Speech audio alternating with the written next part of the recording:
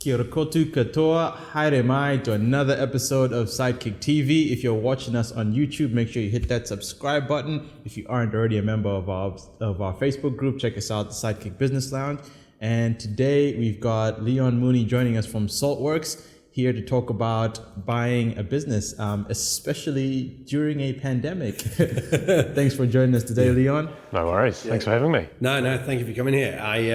Look, the reason I was really excited to have this conversation was because very often, right, when we look at succession in a business, we're usually looking at succession of someone selling out of a business. You've done the other journey. You're the I came and bought in. Okay, now you're the unicorn that we want all of our business clients to find, who can come in, buy the business, and take it over. So I suppose the first thing I wanted to ask really for yourself was, what made you want to buy the business that you were working in? Well, I've been leading it for a while. I really, I believe in the concept. I believe in the outcomes, and why did I want to buy this business? It's an opportunity to contribute to the Canterbury economy for me. So in the last 12 months alone, residents of Saltworks have added 40 new jobs, which is incredible. So very, very lucky to be a small part in supporting them to do that. And why did I want to buy in?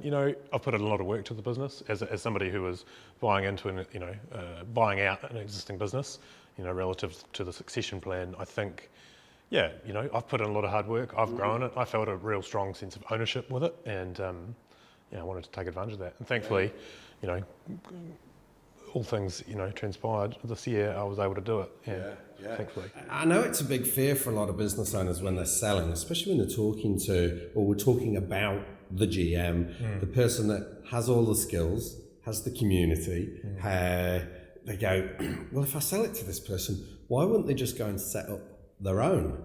And it's kind of true, but actually, for yourself, and look, I know I've just done it as well, but what made you go, this is the one I want? I'm not going to go compete. Sense of ownership, definitely. So sense of ownership. There's also there's a barrier to entering, to starting up yourself. So it's a huge cost to fit out a space for my particular industry. The fit out has to be pretty spick and span. It has to be pretty good.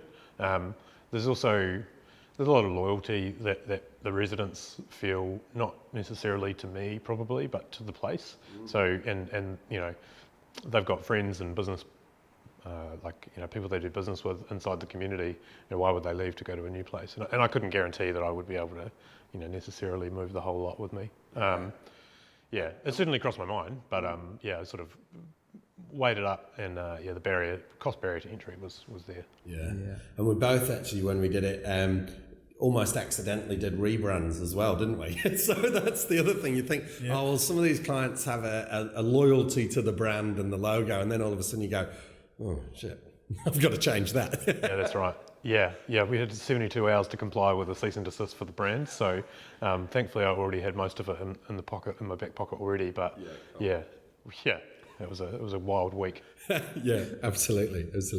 So what through the process, talk me through from the beginning there, where you were, you're buying a business, you got to get funds in place, you got to do your due diligence, you got to do all these various tasks.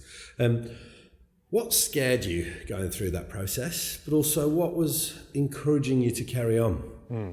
Well, it's scary going into business, putting everything on the line. Like, you've really got to believe. We had other assets and interests that are, now at risk, I guess you'd say. So, that's scary, putting it all on the line, believe in yourself, etc. But, for me, that's kind of the mantra we preach, being around all the weird and wonderful businesses that are, doing it every day, doing the mahi is like, it's kind of convinced me to just go all in, and, I'm in. What convinced me to keep going? The community. I talked to my team and a few of the customers, of the residents, quite transparently about what this process was like, and they, for me, they gave me the right feedback. So good advice, as well. Thanks. Yeah, you guys. No, thank you. And it's amazing when you can use your clients as a sounding board as well. Hey, you're because you're essentially asking for their continued commitment, because ultimately, hey, I'm paying for it now. Can I still rely on that? Yeah, it is. It was unique to be able to do that, but and maybe that's unique to this business. I don't know, but well, I'd say it probably is. But yeah, the feedback from the clients was really valuable. It was really clear what they valued, and some of the things that I was concerned about, perhaps weren't so important to them. So yeah. I found it much easier to talk about retrospectively. I found it so much easier to tell the story of what we'd done rather than what we were doing. Did you find that at all? With relative clients? to the business purchase, or I've been pretty open with the community that I was looking to buy it long term. So I'd sort of been making noise about this for almost a year. I'd been a shareholder for a while, and a nitty bitty, shareholding, and that was enough to keep me pretty well invested in the business. But I think that. Well, there's a few things really that come into it. Yeah. It definitely sounds like you're an optimist from this conversation, especially considering buying a significant sized business during a pandemic, which I think is refreshing to hear, because I think at the moment, especially through the news every day, we're hearing a lot of doom and gloom with the economy and what's expected. What are your outlook on the future, especially now that you're now essentially a new business owner? Yeah, an optimist is a good way to describe me, but there's definitely an undercurrent of anxiety from global events right now, and the way that I'm trying to temper that is with a few moves that I'm making, and so I'm seeking good advice, which you guys were probably the first port of call along this journey, but I'm seeking good advice, like better advisors all round, and I've recently had some sort of new additions to that thought process and sounding board for me that are making a difference. Just it's about future proofing and diversifying the revenue streams that I have, and making sure that the businesses, the customers that I have are maybe more mature businesses than I've historically targeted. So a subtle shift, but one that will make a difference to me. Yeah.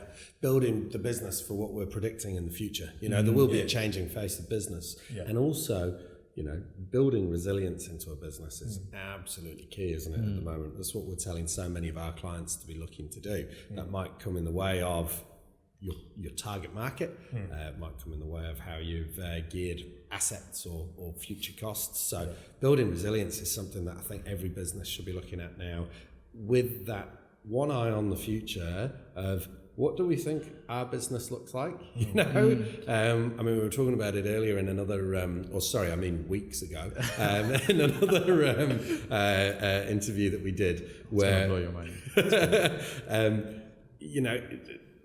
What kills our business? Actively looking at what is the force that kills our business through innovation or whatever it might be. Okay, cool. Well, how do we own that? Nice. Yeah. For my industry, it's corporatisation of shared space. So we've seen evidence of it already, where big players are coming in and ruining things, or not ruining things. Ruining. I'll stick with ruining. Bastardising. Yeah, that's fair. Yeah, it's that kind of interview, is it? No. So and they're just doing a disservice to what I feel is the real product of co-working, which is the human interaction, and so. I think that I'm well placed to, not to defend against that, but to adapt with it and still be able to deliver something that people want. Yeah, absolutely. And now that I'm the only shareholder, well, I can just do what I want, and so I can adapt very quickly. Yeah, fantastic. Yeah. What advice would you give to people that are in your situation? Okay, so let's say, in the situation you were in, the GM or certainly key decision maker to the operations of a business, where they may already own a bit of the business, but they've got an opportunity to own it, to buy it through succession. What would you say to them? What are kind of some of the lessons you may have had along the way? Or good question. So first of all, the support I had from the existing owners, from the existing majority owners, was and still continues to be very strong. They were due to an opportunity looking to get out in a hurry, and they're now doing that and doing really well at it. And so for me, I was the natural choice for them. I was already kind of there, but And so, yeah, I want to talk, what lessons that I learned from dealing with them. None of these are really negative. They're just what I would learn and what I would do differently. I'd be really clear on what support you were getting. I'd be really clear on making sure that you had a full, transparent view of all of the interests at play. And so, because it may not just be about a straight transaction, it may, very well be about, other interests that person has or that organisation has. So be clear on those, be clear on the impact of those going forward and get it, write it down, put it in a clause, get it in your sell and purchase, Understand exactly that, So why are you selling this to me? Yeah. Because what are you aware of that I'm potentially not? Yeah. Absolutely, we see that. So, we've shot down a few deals like that for people, haven't we? We just go, no, we don't like it. We don't like this over here. And I mean, most often you're not going to come across that because most often, especially in New Zealand, I think you can really trust the person in the transaction. But still, don't be blind because of trust. Sure, nice. Yeah, I definitely felt like perhaps at times I had a little tunnel vision on a few issues or a few challenges or whatever. So getting advice, from you guys and from others. I have a really awesome lawyer, Kahu Simmons, there you go, name drop. He's been really good, and so... He's going to appear now, isn't he? Because isn't he famous for that? You say his name and he appears. He is, yeah, you've got to say it 3 times though. Yeah. So, look, I think, I would go less with blinkers on and, it's an experience thing as well, right? Like, you don't know what you don't know when you're looking to buy out a business. And, there's a perception that the business owners probably do know what you don't know and maybe can play to those strengths from their point of view, which would be my weaknesses. And so there's a level of anxiety there and, good advice. Good advisors, yeah. Not alone. And coming back to what you'd said earlier as well, good plan. There might be changes in the business, there might be things that you've wanted to do. Look, you're buying that and you're also buying a job and a task with it, but actually that's what builds that resilience and that plan. So it's an opportunity to be master of your own destiny, I guess, is a cheesy line, but it's never really rang truer for me. Yeah, awesome. All right. Thanks for joining us, Leon. And if you're picking up what Leon's putting down, we will put a link to Saltworks below. If you're enjoying this video as well, watching this on YouTube, make sure you hit that subscribe button. If you aren't already in our Facebook group, check us out on Sidekick Business Lounge. And until next time, stay safe.